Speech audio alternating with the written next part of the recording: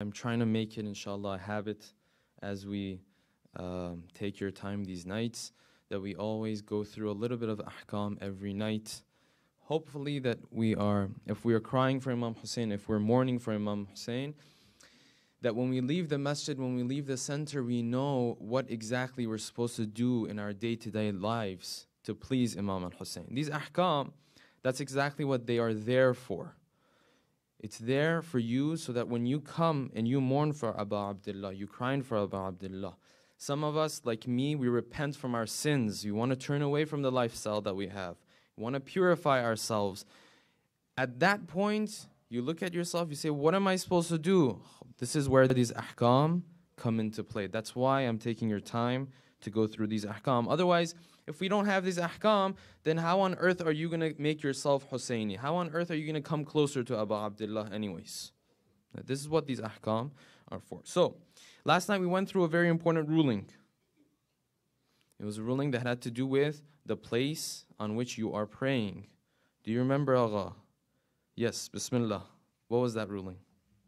It doesn't have to be tahir as long as it's dry, except your forehead that touches the wall. Ahsantum. So, the place that you are praying, okay, it doesn't have to be tahir where you're standing or where you put your knees when you go to sajda, as long as it is dry. If it's wet, then your clothes will become najis, and that's going to be a problem. That's going to invalidate your prayer.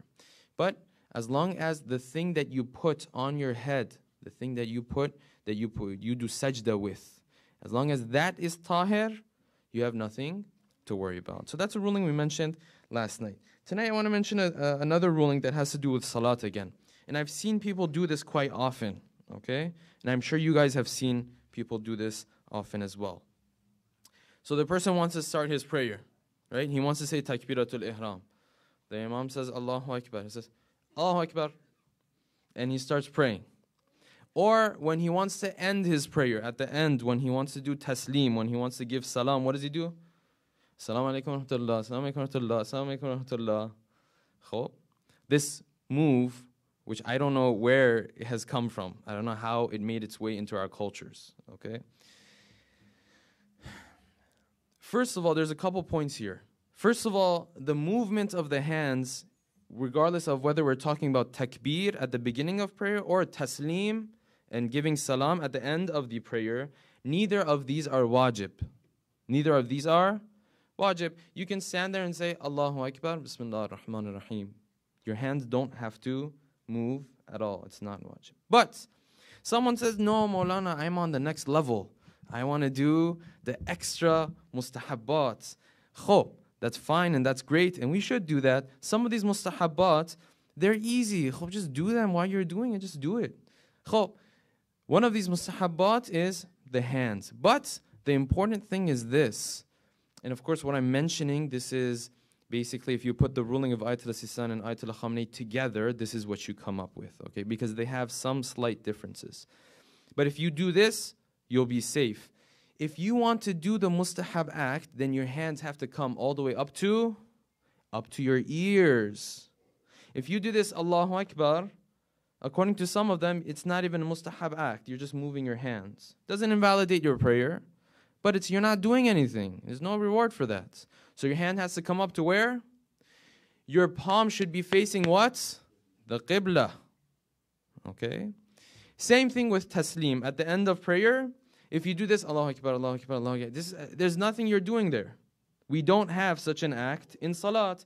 If you want to do something in salat, you say, Allahu Akbar, Allahu Akbar, Allahu Akbar, at the end of prayer when you're giving salam, recite a salawat.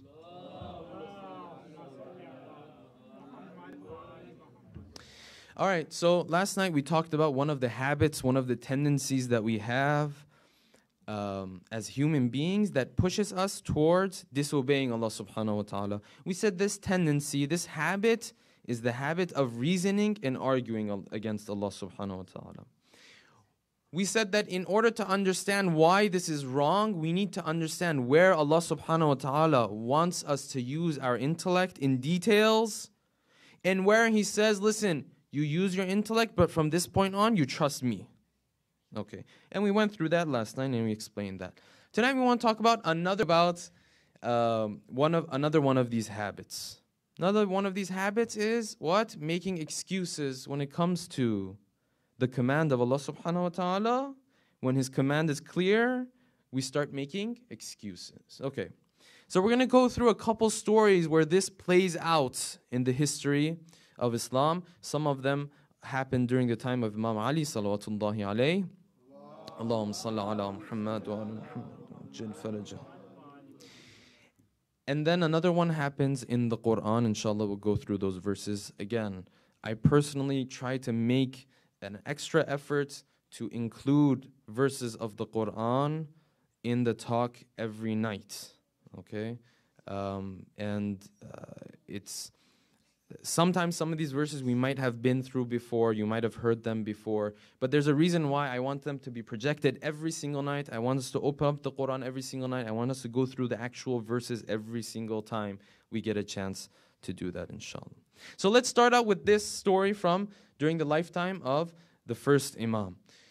This happened during the final years of the life of Imam Ali. He was, you know that Imam Ali passed away around when he was around 62, 63 years old. This happened when the Imam was around 60 years of age. So the final years that the Imam is alive. That is, of course, during the rule of another individual in Muawiyah, who was basically, he was running a different kingdom alongside Imam Ali, who was, quote-unquote, the Khalifa of the time. And during this time, this is something that most of us usually don't know, that it wasn't like Muawiyah was minding his own business and Ali was doing his own thing. Even after the Battle of Siffin, it wasn't like this. Occasionally, Muawiyah would just send his troops every now and then, and he would say, you know what, go and attack this city. Why? Is it a strategic move? Not necessarily. He's just pressuring the people under the governance of Imam Ali salawatullahi alayhi. In one of these cases, Muawiyah sends his troops and a very famous commander of his to a city known as Al-Anbar. Now, if you've heard in the news nowadays, Al-Anbar is known as more of a state, a region now today in Iraq, but back then it was a city near Baghdad. So Muawiyah sends this commander of his by the name of Al-Ghamidi. He sends Al-Ghamidi to the city. When Al-Ghamidi gets to the city, he says, I had commands from Muawiyah that I could enter the city and do whatever I wanted. I had no limits. So I entered the city, I killed as many people as I wanted to kill, and I took whatever I could grab with me. This massacre reaches who? Ali ibn Abi Talib. He hears about this, and this is where he delivers one of the famous khutbahs that we have in Nahjul Balagha. So much so that it's known as the khutbah of jihad. In that khutbah, one of those sentences that he mentions in this khutbah is a sentence that many of us have heard before. So he starts out and he explains to these people, to the people around him, that listen, you have to get your act together and you have to start defending yourselves. Look at this. Every time they come, they attack you and they go away. They take whatever they want and they go away. And the Imam to them in a very harsh tone that every single time I ask you to go and defend, something is up with you. You have an excuse to come up with. If I tell you to go and fight now, you say it's summertime, it's very hot. Let's let summertime pass by and then we go. If I ask you later, you say it's winter time. It's too cold right now. So much so that the Imam at one point, and this is at the end of the life of the Imam, so he's already been dealing with the people of Kufa for quite a long time. So much so that, for a lack of a better word, this is of course my wording, the Imam loses it at one point because he can't take this anymore. And when you read the sentences of the Imam in this khutbah, you can feel the anger, you can feel the pain, and you understand why Imam Ali would go to the well and talk to the well. At one point, he turns to these people, he says, Ya ashbah ar-rijal wala rijal. O people who look like men, but you're not men. Hulumul atfal, The way you think is like children. And then he continues. He says, you made so many excuses. I am fed up with you. I wish that I had never even met you in my life. I wish I had never had the chance to get to know you. Wallah jarrat nadamatan. I swear that getting to know you has only brought regret for me. Wa aqabat sadaman. It's only made me feel bad. And then he continues. He says, every time I see you, the anger in my heart increases, and you make it more and more difficult for me. And then he continues. He said, every time I tell you to make a certain move, you come up with excuses so much to the point that Quraysh, which would include Muawiyah, Quraysh now, what they say amongst themselves is this, that Ibn Abi Talib, Ali, he's rajulun shuja', he's a very brave man. But, la ilma lahu bil harb, he doesn't know strategy. You have not obeyed me so much to the point where the enemies, they point at me and they say, you don't even know how to run your army. You don't know strategy. Yes, you're brave yourself, but you don't know how to run your army. And the Imam continues to complain, and he says, how dare they say something like that? I started going to the battlefield when I wasn't even 20 years old. And they know the history of how Ali ibn Abi Talib, we've heard this many times, of the different situations, critical moments throughout the history of Islam where Ali ibn Abi Talib has played that significant role. Now, when we hear this about the khutbah of the Imam, the first thing, brothers and sisters, that we think of is these people of Kufa were so bad, like if I only see one of them. Let me tell you, brothers and sisters, I've seen one of them in the mirror. Their test was something as difficult as going, for example, in the heat of Iraq and fighting in the heat of Iraq and forsaking their lives.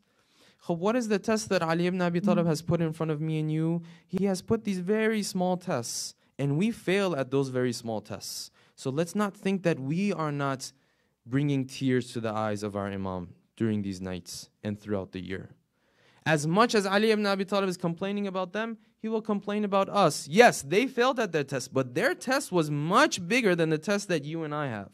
Our tests are much smaller. They're much smaller. When you go there, don't look at that haram scene. That's like one of our tests.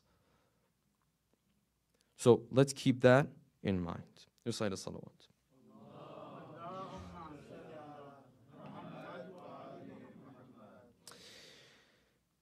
So the story that we want to go through from the Quran again has to do with who?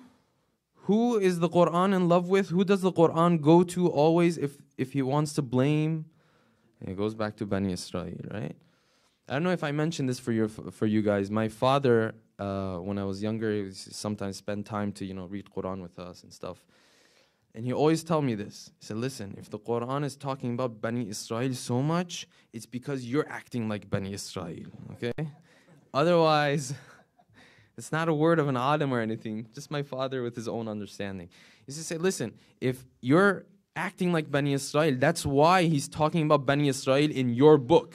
This is the Quran. This was about to reveal to the Arabs so that they would have faith in Islam. How come it's always talking about Bani Israel? Guess what? It's because you're acting like them. We go back to Bani Israel.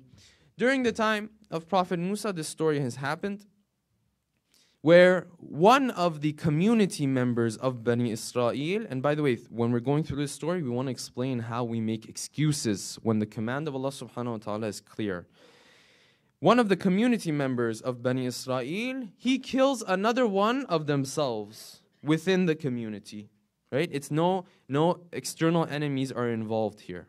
So this person kills another person from Bani Israel, and then the murderer, he starts going around and asking for revenge for the blood of the person who has been killed, right? The perfect murder, right? Who would ever guess that?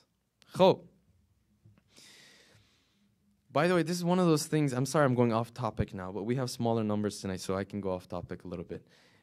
Some of the stuff that you see on the media here, from 8 a.m. in the morning to 10 o'clock at night, so talking about this guy murdered that guy, and then he faked it, and they thought it was this guy, and then once you finally find out the mystery, then you move on to the next case.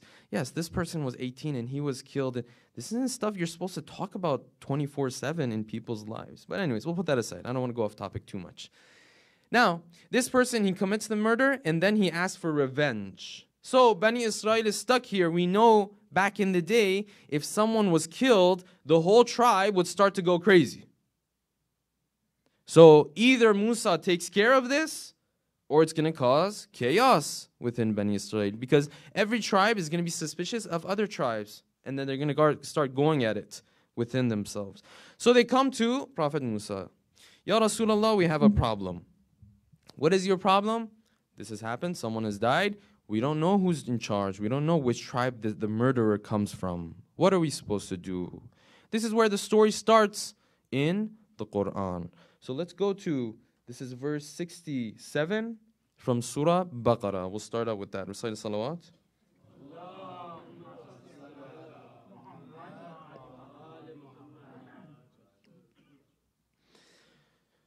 So they come to Prophet Musa. Allah subhanahu wa ta'ala reveals to Prophet Musa that if you want to be able to figure out this case of murder, this mystery, that you have to order them to slaughter a cow. Right? What's cow in Urdu? Guy? Guy. That's one of the first words that I learned from Urdu, guy. All right. Allah subhanahu wa ta'ala orders them. He says, listen, if you guys want to figure this out, you have to do what? You have to slaughter a cow. أعوذ بالله من الشيطان الرجيم. وإذ قال موسى لقومه, when Musa told his qawm, إن الله يأمركم أن تذبحوا بقرة. In Arabic, when you have tanween, sometimes, it means a cow. Which cow? A cow. Right? Like if I tell a brother, Wajah, I have to say, أعطني تفاحة, give me a apple. Doesn't matter which apple you give me. Just give me a apple or an apple. Allah subhanahu wa ta'ala started out like this. إِنَّ اللَّهَ يَأْمُرُكُمْ أَن تَذْبَحُوا بَقَرَةً. Just take a cow and slaughter it, and I'll tell you who murdered this individual. The reaction of Bani Israel, قَالُوا أَتَتَّخِذُنَا هُزُوًا. Are you making a joke of us? Are you kidding me? Bawajan, this is like a mystery. You have to have detectives to take care of it. What are you talking about? Go slaughter a cow. Prophet Musa stuck with Bani Israel again. قَالَ أَعُوذُ بِاللَّهِ أَنْ أَكُونَ مِنَ الْجَاهِلِينَ. Listen, I know what I'm doing. Okay, I'm not some ignorant random guy who's telling you to slaughter a cow. I know, like, you came to me with a problem. I'm giving you the solution. قَالُوا, they went to Musa again. They said, أُدْعُ لَنَا رَبَّكَ يُبَيِّنْ لَنَا مَا هِيَ. They went to Musa, they said, go call your Lord. And by the way, a small point here, Bani Israel, whenever they talk to Prophet Musa, instead of saying, قَالُوا ادْعُ لَنَا رَبَّنَا يُبَيِّنْ لَنَا مَا هِيَ, go to our Lord and tell him to explain to us about the cow. They always said what? رَبُّكَ. And this is not once in the Quran. It occurs over and over and over in the Quran. Where Bani Israel, whenever they talk to poor Prophet Musa, they said, go talk to your Lord. قَالُوا ادْعُ لَنَا رَبَّكَ يُبَيِّنْ لَنَا مَا هِيَ. Go to your Lord and ask him to explain to us what exactly does he mean by a cow. Tell him to explain what exactly he means by a cow. That's exactly the reaction I was looking for. You should be surprised by that question. What do you mean? He said, slaughter a cow. What do you mean? What does he mean by a cow? So they start making excuses because they don't want to do that. They start making excuses. What does Allah subhanahu wa ta'ala do? Allah subhanahu wa ta'ala loves it when you do that. You know why? Because He makes your life more difficult. Right? He just starts to turn the heat up more and more until you reach a point where you break. Okay? That's how God is. So he makes it more difficult. قال Musa speaks to Allah subhanahu wa ta'ala. The command comes back. قال إنه يقول, Allah subhanahu wa ta'ala says, إنها بقرة لا فارض ولا بكر. It has to be a cow that's neither really young nor really old, or vice versa. عوان بين ذلك. It has to be something in the middle. فَافْعَلُوا مَا تُؤْمَرُونَ. All right, now you get it, right? I even told you how many years this cow is supposed to have been lived, how many birthdays he's been through. Now, do what I'm asking you to do. خو. قَالُوا ادْعُ لَنَا رَبَّكَ يُبَيِّنْ لَنَا مَا لَوْنُهَا. Go back to your Lord and tell us what his color should be, the color of the cow. What colors do you have in a cow anyways? It's either black, or it's white, or we have brown? We have brown? I've never seen brown cows. We have white, and we have black, and we have gray. Like with gray spots, maybe. I don't know which brown cow. I've never seen a brown cow. Oh yeah, I learned something tonight, that we have brown cows as well. All right.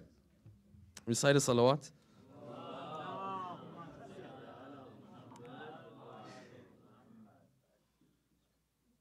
All right, so they say, go tell your Lord, explain to us what color exactly this cow is supposed to have. So what does Allah subhanahu wa ta'ala do? He says, you're messing with me, I'm going to mess with you. I'm going to make it more difficult for you. قَالَ إِنَّهُ يَقُولُ. Allah subhanahu wa ta'ala is now commanding you, إِنَّهَا بَقَرَةٌ صَفْرَاءٌ.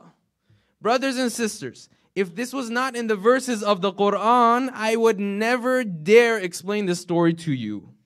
I would never dare claim that Prophet Musa asked these guys to bring a yellow cow.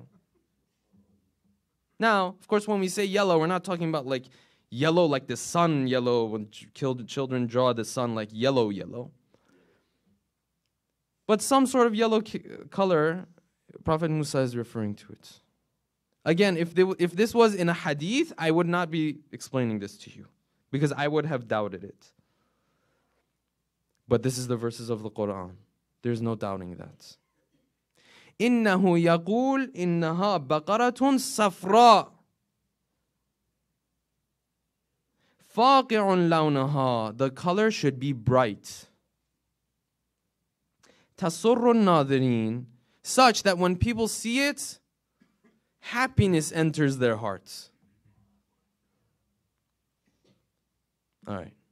I don't think there's ever been a cow like that. Okay. Now you would think it ends there, right? It doesn't get more unique than that. No, you're dealing with Bani Israel. They know how to do their job, right? قَالُوا ادْعُ لَنَا رَبَّكَ يُبَيِّنْ لَنَا مَا هِيَ. Tell us more details. We still don't know exactly what you mean. So Allah subhanahu wa ta'ala, إِنَّ الْبَقَرَ تَشَابَهَ عَلَيْنَا. They look alike. We don't know exactly what you're talking about, what type of cow you're talking about. وَإِنَّا إِنْ شَاءَ اللَّهِ لَمُهْتَدُونَ. Hopefully we'll be guided. What does that mean? That means if you just tell us what we're supposed to do, inshallah, we'll learn. Allah subhanahu wa ta'ala again makes it more difficult. قال إنه يقول إنها بقرة لا ذلول تثير الأرض. This cow, it should not have been used to do work on the farms. تثير الأرض ولا تسقي الحرث. They shouldn't use it for the lands, and they should not have used it to bring and take water. مسلمة لا شية فيها. The skin of the cow should have no spots on it. لا شية فيها. All right. قالوا الآن جئت بالحق. Now you told us what we're supposed to do. Now we get it. خب بابا جان. Up until now, what was he doing then? الآن جئت بالحق. فذبحوها. So then they got this cow, they slaughtered this cow, and then the verse ends with this. وَمَا كَادُوا يَفْعَلُونَ. And it was close that they wouldn't even do it at that point. Again, As we go through these stories, brothers and sisters, this is why we have these stories in the Quran. 1 second, look back in your own life, look at that habit that you have where Allah subhanahu wa ta'ala has told you over and over and over again that that habit is haram. Don't do that. Like one of the brothers was mentioning last night, we were sitting down with some of the brothers. We as Muslims are generally good people. It's not like we do 50 haram things every single day.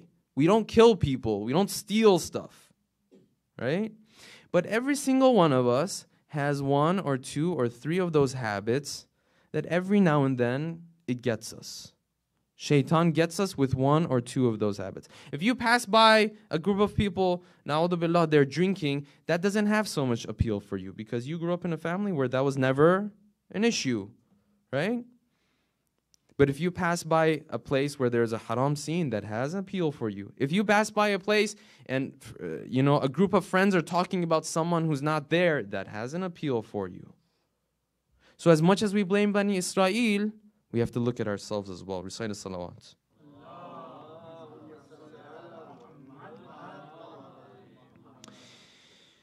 وَإِذْ قَتَلْتُمْ نَفْسًا فَادَّارَأْتُمْ فِيهَا وَاللَّهُ مُخْرِجٌ مَا كُنْتُمْ تَكْتُمُونَ. And remember that time when you, one of your own, killed another person and you were getting into a fight over it and Allah subhanahu wa ta'ala helped you out. فَقُلْنَا. How did Allah subhanahu wa ta'ala help you out? Now that we went through how they chose the cow. How did Allah subhanahu wa ta'ala solve this mystery? The command came that you slaughter this cow, you take parts of the cow, and you touch the body of the person who has been murdered. So that's what they did. فَقُلْنَا. And we told them, اِذْرِبُوهُ بِبَعْضِهَا.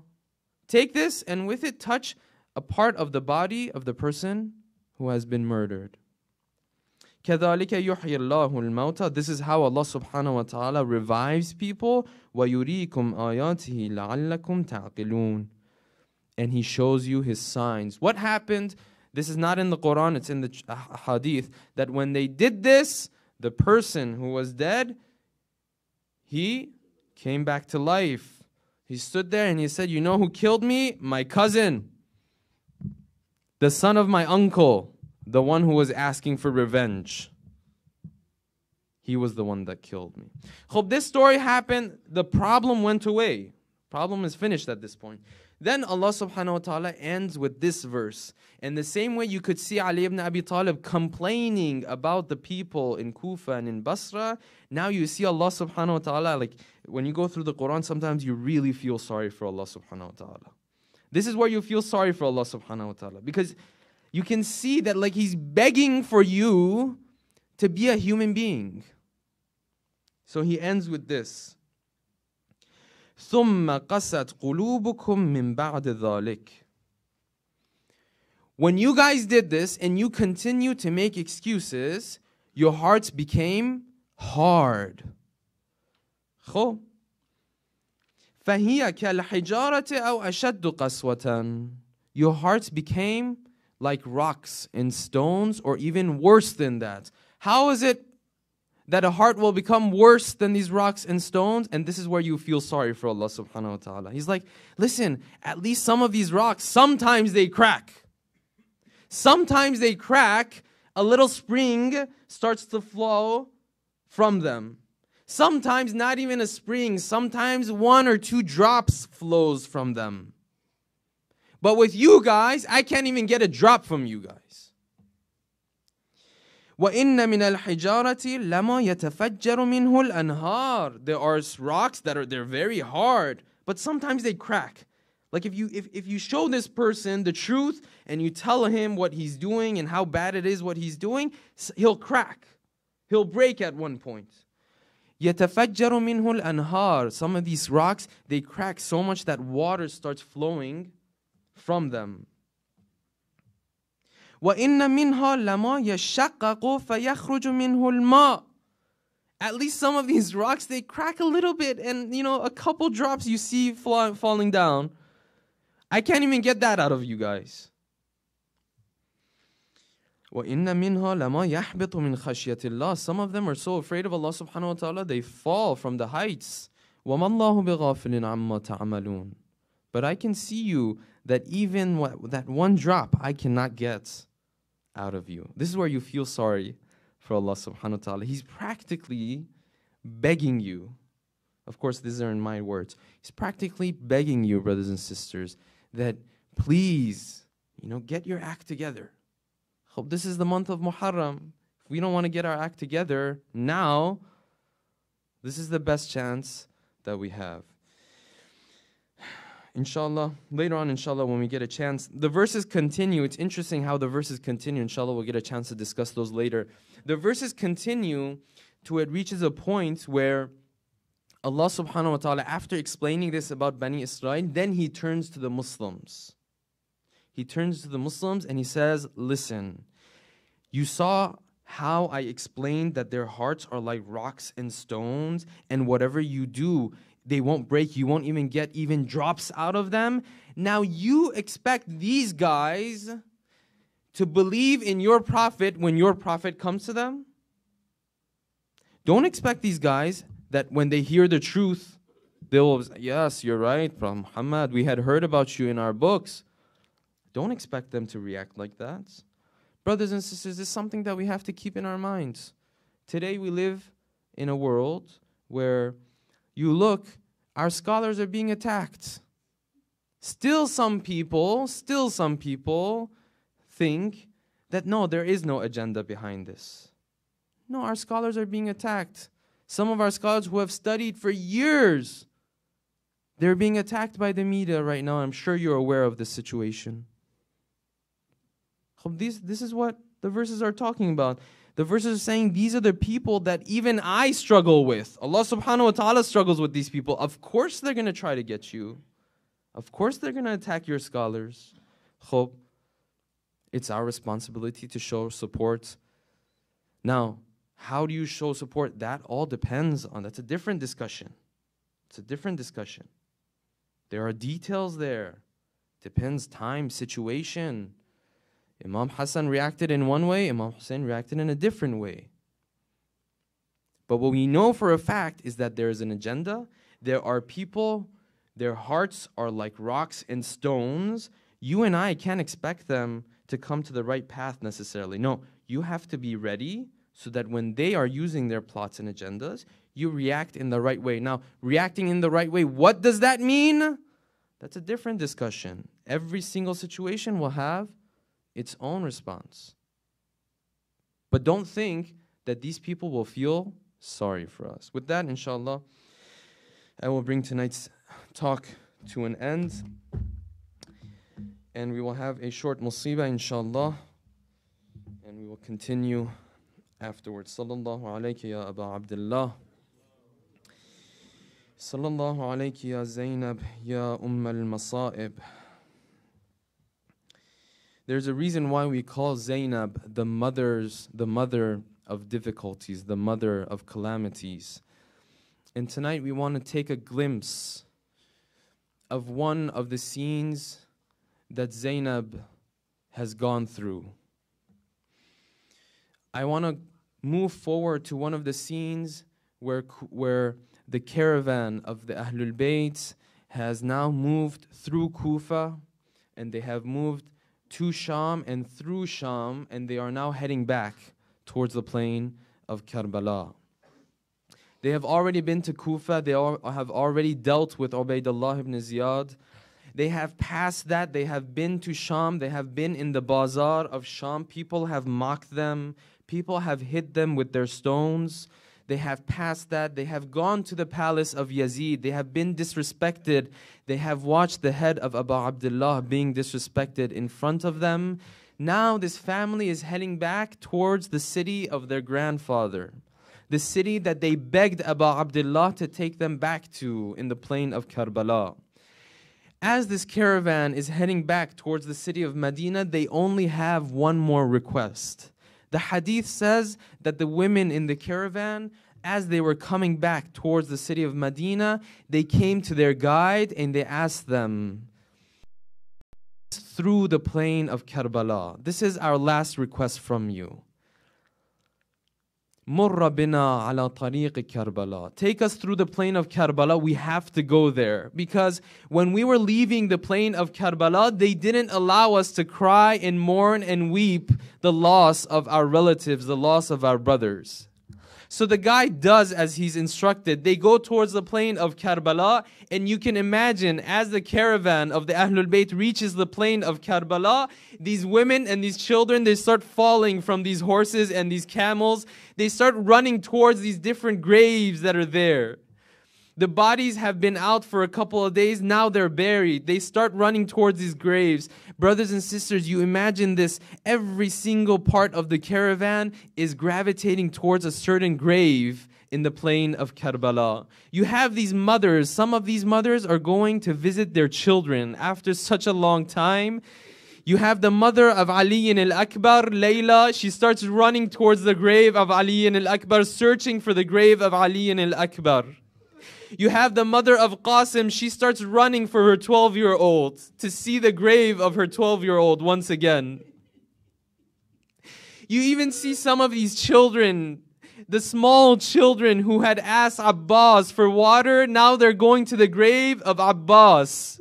And they're telling Abbas, Uncle Abbas, we didn't ask for water anymore. When we knew you went to the battlefield and things had become difficult, we told our Amma Zainab, we told her that tell Abbas we don't want water anymore. These little children gather around the grave of Abul Fadl Abbas and they're crying.